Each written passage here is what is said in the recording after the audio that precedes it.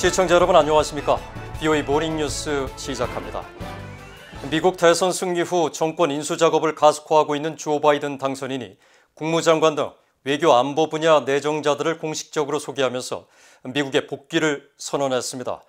바이든 당선인은 미국은 동맹과 함께할 때 가장 강하다는 믿음에 따라 주요 인사들을 지명하였다며 동맹관계 복원과 적대국의 도전에 맞설 것이라고 강조했습니다.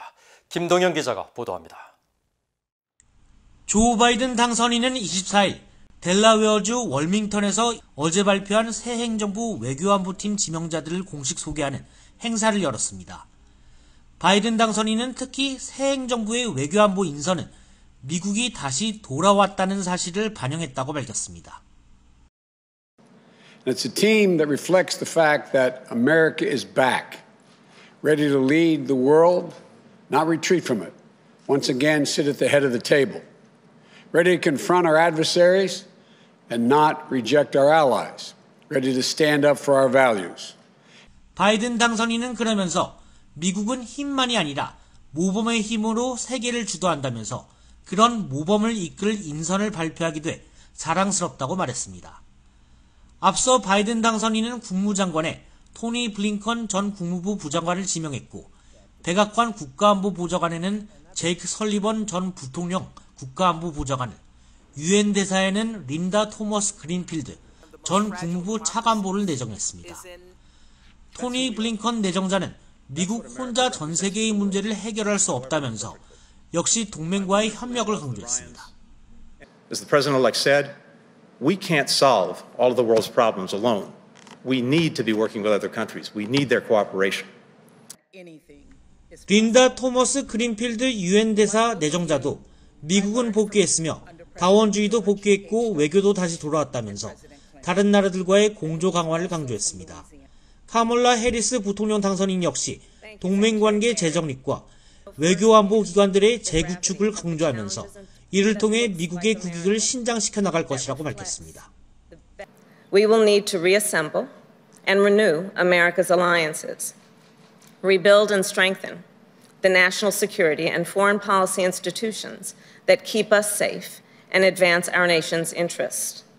정권 인수에 필요한 연방 조달청 지원이 시작된 가운데 새 행정부의 외교안보팀을 소개한 바이든 당선인은 다음 세대를 위한 미국의 외교 정책과 국가안보를 바로잡는 수준이 아니라 다시 그려낼 것이라고 밝혔습니다. 바이든 당선인은 이날 행사에서 특히 블링컨 내정자에 대해 과거 아시아 태평양 내 동맹 강화에 기여했다면서 각별한 기대감을 나타냈습니다. VOA 뉴스 김동현입니다. 조 바이든 대통령 당선인의 외교안보팀 인선을 지켜본 미국 내 전문가들은 새 행정부가 보다 현실적인 대북 접근에 나설 것으로 예상했습니다. 하지만 관건은 북한 정권이 어떤 행보를 보이냐에 따라 달라질 수 있다고 분석했습니다. 안수영 기자입니다. 크리스토퍼 힐 전 국무부 동아시아 태평양 담당 차관보는 국무장관에 지명된 토니 블링컨 전 국무부 부장관은 외교에 정통한 현실주의자라고 평가했습니다. 블링컨 지명자는 북핵 문제는 심각하고 진지한 접근 방식이 필요하다는 것을 알고 있는 인물로 오바마 행정부 당시 대북 정책을 그대로 반복하지는 않을 것이라고 말했습니다. We are now 4 years out from the Obama administration, and I would not expect the Biden administration to simply repeat the times have changed, and I think there needs to be a more forward approach to it. 바이든 행정부가 북한의 당근과 채찍을 이용한 외교 정책을 펼칠 것이라는 관측도 나옵니다. 마크 피츠패트릭 전 국무부 비확산 담당 부차관보는 바이든 외교 안보팀에 지명된 인사들은 북한의 제재와 보상을 제시하는 관용과 정통 외교 정책을 고수할 것이라고 말했습니다. They will use multilateral diplomacy, particularly the South Korean government and also Japan, to try to find multilateral solutions to press North Korea to denuclearize.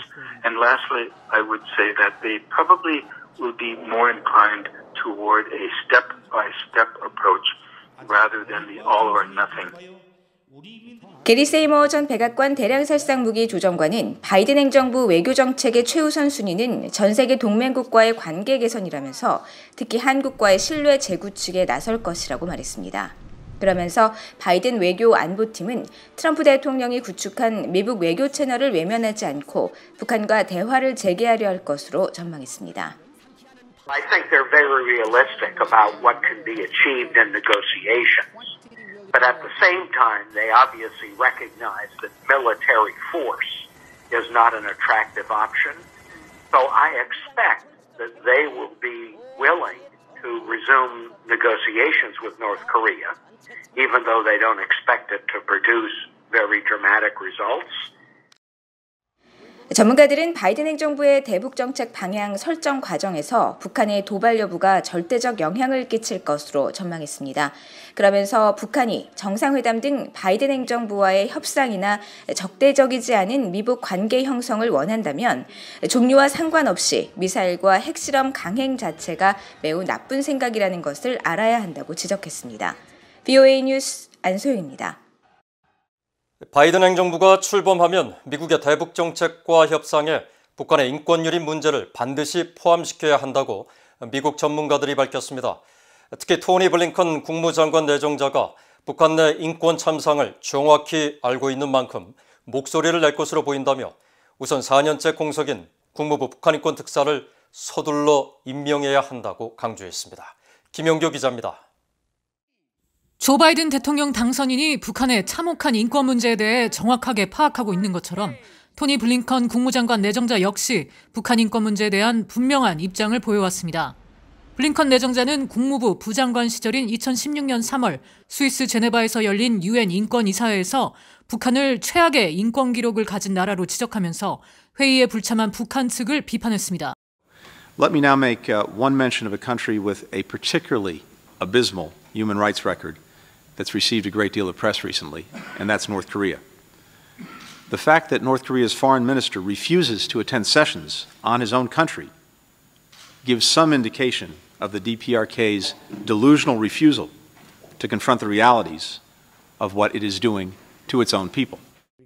국제인권단체인 휴먼 라이츠 워치의 존 시프턴 아시아 국장은 바이든 행정부가 출범하면 미국이 다시 북한 인권 문제에 대해 적극 대응하는 모습을 보게 될 것이라고 기대했습니다. 그러면서 북한 비핵화 협상에서 무기에만 집중할 경우 지속성 있는 합의를 이끌어내기 어렵다며 인권을 포함한 총체적인 합의가 돼야 한다고 지적했습니다. Human rights back into the negotiations with the North. We've always maintained that the key to any possible agreement with the North about weapons or about anything else is that the agreement be comprehensive and holistic.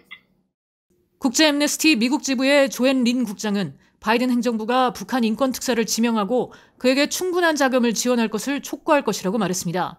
북한 인권 특사는 국제사회에 북한의 인권 문제를 알리고 북한 정권의 책임을 묻게 하며 북한 내 정보에 접근할 수 있도록 조율하고 요구하는 역할을 해야 하기 때문이라는 겁니다.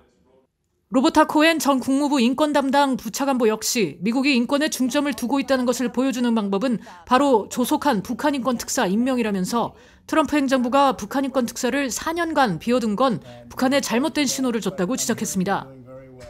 They saw how the U.S. weaponizes an human rights issue and makes it into a pressure point on North Korea that can get dropped at any time when negotiations begin. It was not taken seriously. 그레그 스칼라튜 미국 북한인권위원회 사무총장은 미국이 북한 난민을 더 많이 받아들이는 것도 중요하다고 말했습니다. 북한 난민들이 미국에서 성공적으로 정착하는 모습을 보여주는 건 북한 인권 문제의 심각성을 보여주는 또 다른 방법이 될 수 있다고 강조했습니다. VOA 뉴스 김양교입니다. 미국의 차기 행정부는 북한 정권의 위협을 제거한 트럼프 행정부의 대북 외교를 참고해야 할 것이라고 마이크 폼피오 국무장관이 밝혔습니다. 폼피오 장관은 24일 팍스뉴스와의 인터뷰에서 차기 행정부가 펼칠 외교 정책과 관련해 가장 큰 우려사안이 무엇인지 묻는 사회자의 질문에 차기 행정부 외교팀에 지명된 일부 인사들을 알고 있다며 그들은 트럼프 행정부의 외교와 매우 다른 견해를 보였고 상대를 달래는 접근법을 취해왔다고 지적했습니다. 그러면서 오바마 행정부가 집권했던 2015년과 지금은 다르며 트럼프 행정부가 어떻게 중동에서 더 큰 평화를 가져오고 북한의 위험을 감소시켰는지, 또 어떻게 미국의 일자리를 중국 공산당의 위협에서 지켜냈는지를 차기 행정부가 참고하길 바란다고 말했습니다. 폼페오 장관은 이어 차기 행정부가 트럼프 행정부의 이런 외교 정책을 중심에 두고 운영한다면 미국은 더 안전하고 번영할 것으로 생각한다며 지난 4년간 트럼프 행정부가 미국 국민을 위해 확보한 자유가 앞으로도 계속되길 바란다고 말했습니다. 미한 동맹은 피로 맺어진 유대 관계이자 가족이며 공동의 이해를 기반으로 한 다차원적 파트너십이라고 해리 해리스 주한 미국 대사가 밝혔습니다. 해리스 대사는 25일 한국일보가 주최한 콜아시아 포럼에 참석해 올해는 한국전쟁 발발 70주년으로 미한 간의 우정과 파트너십, 동맹이 어떻게 출발했는지를 일깨워주는 계기가 됐다며 미한 동맹의 중요성을 거듭 강조했습니다. 이어 미한 동맹은 단순한 우방과 동맹을 넘어 가족과 같다며 앞으로도 철통 같은 동맹의 견고함은 변함이 없을 것이라고 말했습니다. 해리스 대사는 앞서 이날 미국의 민간연구단체인 아시아 소사이어티가 개최한 화상회의에서는 유엔군 사령부의 전투 임무 재조정 여부와 관련해 유엔군 사령부는 전투사령부가 아니고 정전협정을 유지하는 게 본연의 임무라고 강조했습니다. 그러면서 만일 북한 정권의 적대 행위가 재개된다면 유엔군 사령부는 유엔 참전국들의 전시 증원을 돕는 역할을 하게 될 것이라고 설명했습니다. 북한 정권이 앞으로 대륙간 탄도미사일, ICBM 등 전략 무기를 시험 발사한다면 미국 차기 행정부와의 비핵화 협상이 장기간 교착화될 것이며 한반도의 전쟁 위기설까지 나올 수 있다고 한국의 전문가들이 지적했습니다. 위성락 전 러시아 주재 한국 대사는 25일 한국의 민간연구단체인 세종연구소가 주최한 토론회에서 미국의 정권 교체기에 북한 정권이 도발을 감행할 경우 1년 가까이 미북 협상을 시도할 수 없게 될 것이라며 이를 사전에 억제하려는 노력이 필요하다고 강조했습니다. 김상기 한국통일연구원 연구위원도 북한이 미국 차기 행정부 초기에 대미 전략무기를 시험 발사할 가능성을 배제할 수 없다면서 북한 정권이 도발을 감행하면 미북 관계의 장기간 교착은 물론 한반도 전쟁 위기설도 다시 나올 수 있다고 우려했습니다. 박종철 한국통일연구원 석좌연구위원은 미국 차기 행정부가 구체적인 대북 정책을 내놓지 않은 상태에서 경제난과 신종 코로나 바이러스 여파, 수해 복구 등 3중고를 겪는 북한 정권이 도발을 감행하긴 힘들 것이라며 당분간 관망 자세를 유지할 것으로 전망했습니다. 이상으로 VOA 모닝뉴스를 마칩니다. 시청해주신 여러분 고맙습니다.